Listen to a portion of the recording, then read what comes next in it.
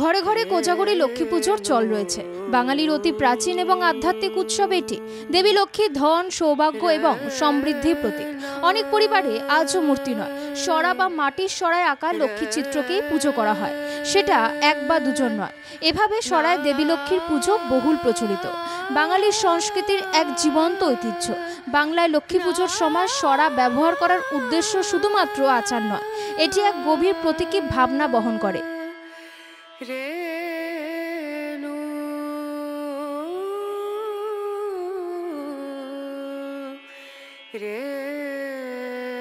এই সরা দেবী লক্ষ্মীর প্রতীক, যিনি ঘরে ধনসম্পদ এবং শান্তি আনেন।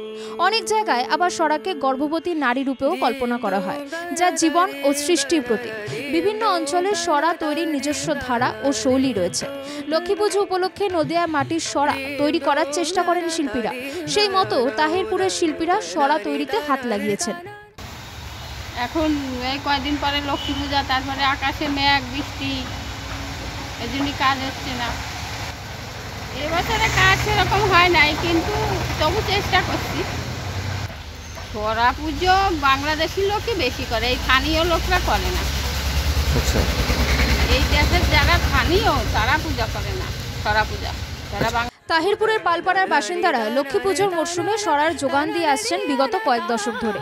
সরা বিক্রির ওপর নির্ভর করে চলে তাদের সংসার। তবে এবছর লক্ষ্মী সরা বিক্রি করে হাসি ফুটেছে শিল্পীদের। তাদের কথায় এই লক্ষ্মী সরার বেশ চাহিদা রয়েছে, কিন্তু শিল্পীর অভাবে যোগান দেওয়া সম্ভব হয়ে উঠছে না। এখান থেকেই কলকাতা সহ বিভিন্ন জায়গায় পাড়ি দেয় লক্ষ্মীর চিত্রপট আঁকা মাটির সরা। তারা সারা বছরই এই কাজের সঙ্গে যুক্ত থাকেন। একা লক্ষ্মী নয়, লক্ষ্মী নারায়ণ, তিন লক্ষ্মী, পাঁচ পুতুল, দুর্গা এবং রাধাকৃষ্ণ শিল্প সাধনায় অন্য রূপ পায়। বৈশাখ মাস থেকেই সরা বিক্রি শুরু হয়। বছরে প্রায় 2 লক্ষ সরা তৈরি করেন পালপাড়ার এই শিল্পীরা। স্বাধীনতার পরে বাংলাদেশ থেকে কিছু মানুষ তাহিরপুর পালপাড়ায় এসে বসবাস শুরু করেন। পরবর্তীতে তাদের মধ্যে প্রায় 25টি পরিবার তাদের পারিবারিক এই পেশা সরা তৈরির কাজকে এখনো ধরে রাখেন। আগামীতেও এই পেশার সঙ্গে যুক্ত থাকতে চান তারা।